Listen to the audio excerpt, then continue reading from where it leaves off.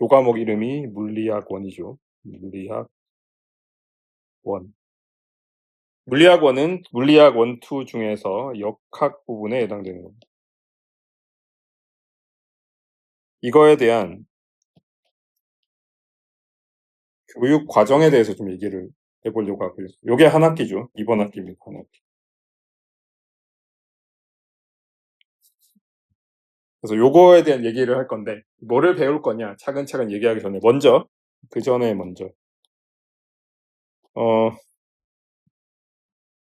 방금 제가 저보다 훨씬 이 설명을 깔끔하게 잘하신 김범준 교수님의 표현을 빌어서 얘기를 하자면 저 역학이라고 불리는 게 운동에 대한 거라고 영어로는 모션이라고 부르죠.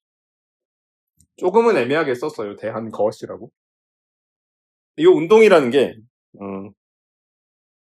요게 의미하는 걸 생각을 해보면 여러분이 뭐 어렸을 때부터 이제 초등학교 때는 숫자가 계산하고 막 구구단 외우고 하다가 어느 순간부터 수학 시간에 숫자가 아니라 요런 게 등장해요. 미지수 x가 등장해요. 수학 시간에 나오는 x는 뭐 아무 숫자나 다 되고 뭐 심지어 저게 정수나 자연수 아니라도 되고 유리수도 되고 심지어 무리수도 되고 다 하는데 지금 저희가 주로 얘기할 거는 요게 이치를 나타내는 변수가 돼요.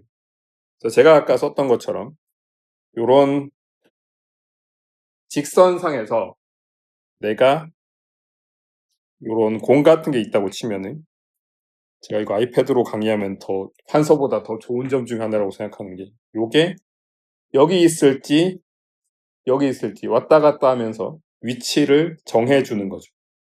위치가 됩니다. 그래서 여기까지는 수학적 기술이에요. 물론 이 뒤에 나오는 내용도 수학적으로 얼마인지 할 수는 있는데 그래서 저 위치에 대한 거를 운동에 대한 거라고 생각을 하게 되는데 여기에서 아까 예측이라는 말이 나오는 게 요게 시간에 대해서 어떻게 변하는지를 수학적으로 쓸 수 있으면 예측이 완성되는 거예요. 그래서 저 괄호치고 t 저게 되게 중요한 내용이 되는 겁니다. 그래서 이거는 지금 위에 이 화살표 같은 거 안 그리고 얌전하게 그냥 이렇게 한 거는 1차원에서의 요 동그란 공의 위치를 나타내고 그게 시간에 따라서 어떻게 변하는지를 알 수 있으면 이게 운동입니다.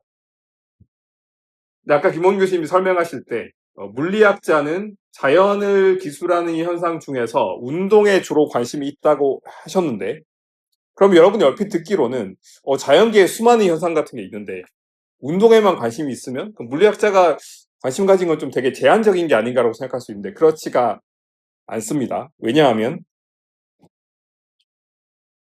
여러분이 이제는 상식으로 알고 있는 게 우주를 구성하는 모든 물질은 원자로 돼 있어요. 영어는 애텀이라고 부르죠. 우주를 구성하는 모든 물질은 원자로 돼 있습니다. 그럼 요 원자가 우리가 살고 있는 세상은 3차원이니까 저 원자가 X 좌표, Y 좌표, Z 좌표가 있을 겁니다. 우주에 있는 모든 원자들은 개수는 어마어마하게 많겠지만 우리가 상상하기도 힘들 만큼 어마어마하게 많겠지만 다 저 세 개의 좌표로 기술되겠죠.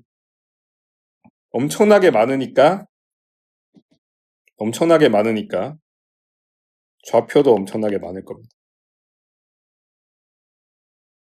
만약에 우리가 저기에다가 요 괄호치고 조금 띄워놓겠습니다. 원자를 구성하는 모든 거에 괄호치고 t를 이렇게 해줄 수 있다면 이게 제가 지금 단순하게 썼지만 우주를 구성하는 모든 원자들의 움직임을 완벽한 정확도로 예측할 수 있다면 사실은 우리는 우주를 다 알게 된 겁니다. 그래서 물리학자가 운동에 관심이 있다는 게 생각보다 그렇게 제한적인 게 아닌 게 예를 들어 아까 소개해드린 영상 3번째에서 김상욱 교수님이랑 김범민 교수님 대담을 할 때 뭐 생명현상도 기술하느냐 그런 얘기하는데 우리 몸을 구성하는 세포나 아니면 더 작은 레벨에 DNA 그런 것들도 전부 다 결국은 원자란 말이에요. 우리 몸에 있는 모든 원자의 시간적 변화를 정확하게 예측할 수 있다면 사실은 이거는 생명 현상도 전부 이해를 하는 겁니다. 물론 이해라는 게 어디까지인가 그게 좀 애매하긴 한데 어쨌든 그렇다는 거죠. 그래서 이거는 생각보다 훨씬 더 근본적인 이론이 되는 거예요. 나중에 좀 공식적으로 배우겠지만 얘는 세개를 계속 쓰기 귀찮으니까 이런 식으로 쓰죠. 화살표 써가지고 벡터라고 쓰죠. 벡터는 나중에 얘기가 나오겠지만.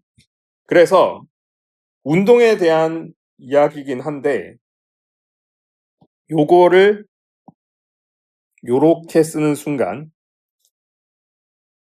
그냥 역학이라고도 하지만 동력학이라고도 해요. 영어로는 다이내믹스라고 부릅니다. 시간에 따른 변화를 기술한다는 뜻으로.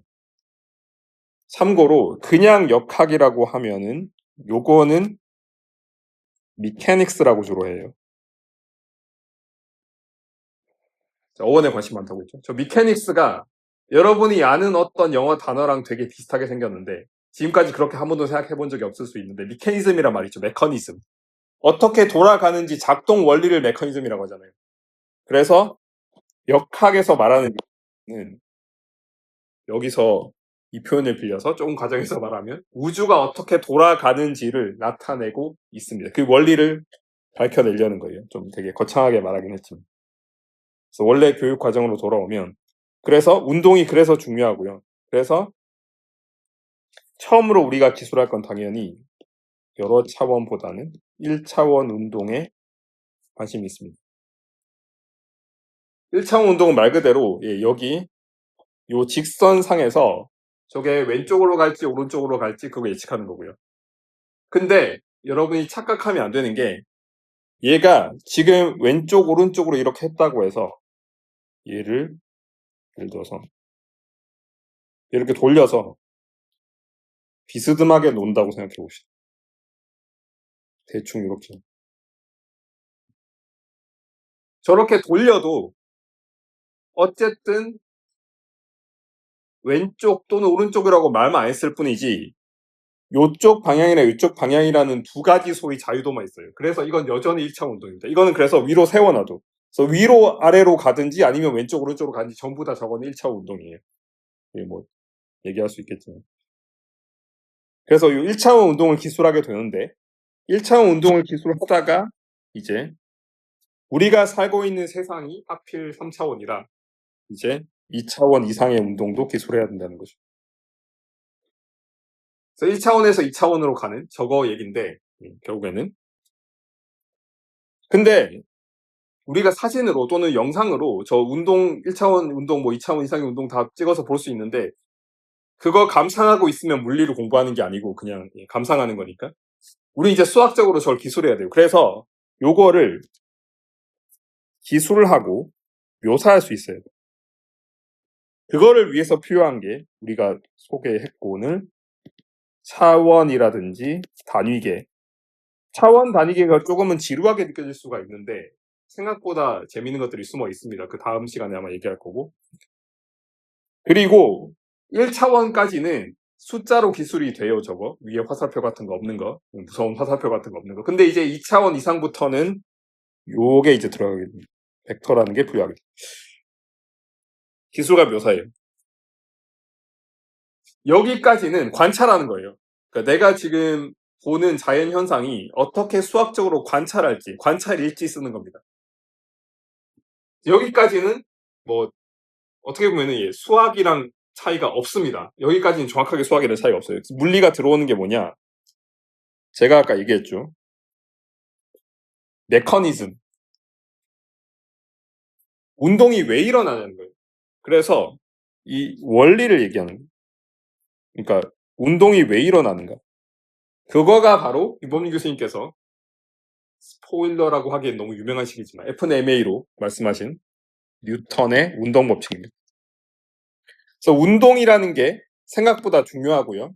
운동을 수학적으로 기술하기 위해서 앞부분의 시간을 좀 쓸 거고 이 운동이 왜 일어나는지 원리는 뉴턴의 운동 법칙으로 설명하는 겁니다. 그래서 이것만 해도 사실은 이것만 완벽하게 이해해도 여러분이 많은 것들을 이해할 수가 있습니다. 그래서 2차원 이상의 운동이라고 하면은 이제 지금까지 요렇게 X뿐만이 아니라 아까 제가 그런 공 같은 게 있다고 했는데 얘가 이제 여기를 벗어나서 여기만 왔다 갔다 하는 게 아니라 이제 이렇게 왔다 갔다 하고 이렇게 왔다 갔다 하는 게 2차 운동이 아닙니다. 그냥 여기서 막 돌아다닐 수 있는 게 2차 운동이죠. 그래서 X, Y라는 두 개의 좌표로 기술할 수 있게 되는 이게 2차원 운동이 되는 거죠. 그래서 2차원 운동 중에서 좀 특별한 게 있습니다. 뭐가 있냐? 요런 게 있죠. 뺑뺑 도는 게 있습니다. 예전에 여러분이 이제 물리 배웠으면 고등학교 때든 뭐 물리 배웠으면 회전 운동 이런 거 골치 아픈데 막 그 구심력 이런 거 막 골치 아픈데 생각할 수 있는데 왜 저거를 배우냐 하면 이 특별한 현상이 회전 운동인데 회전 운동이 왜 중요하냐 하면 제자리로 돌아오기 때문에 제자리로 돌아오는 게 왜 중요하냐? 우리가 어떤 기계를 만들고 인간이 그걸 이용해서 뭘 하려고 한다고 하면은 걔가 안정적으로 돌아가고 있어야 돼요. 여러분이 어떤 기계를 썼는데 여러분이 세탁기를 이용해서 세탁을 했는데 그게 다음날 다른 집에 가 있으면은 못 쓰죠. 그 자리에 있어야 된다는 뜻입니다. 그래서 회전 운동 또는 진동 운동 같은 게 되게 중요하게 됩니다. 그리고 이런 운동을 기술할 때 있어서 이런 벡터 저런 위치가 아니라 조금 추상적이고 어렵지만 에너지라든지 운동량 같은 걸 이용하면 문제를 풀기가 쉬울 수가 있습니다. 그래서 이런 것들을 나중에 배우게 될 거고요. 그리고 요 뉴턴의 운동 법칙으로 배우는 요 운동 중에서 이 힘이라고 부르는 힘의 개념이 들어가죠. 포스라고 부르는 그 중에서 특별한 종류들이 있습니다. 글씨가 점점 안 좋아지는데 예를 들어 중력이라든지 아니면 뭐 진동할 때 나오는 복원력이라든지 그런 것들에 대해서 배우게 될 겁니다.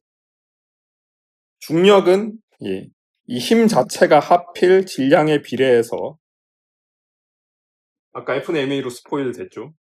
힘 자체가 가속도 곱하기 질량인데 힘 자체가 질량에 비례하니까 질량이 딱딱 없어지고 가속도가 일정해지는 그런 상황이 되고 얘도 얘기할 게 되게 많은데 이건 나중에 얘기하겠지만 이게 나중에 변이란 개념 배우고 있지만 물체가 어디에서 이만큼 위치를 바꿨을 때 그 바꾼 위치만큼의 크기로 정확히 반대 방향으로 끌어당기면 그게 복원력입니다. 말을 하면서도 어려워지는데 나중에 다시 얘기하도록 하고요.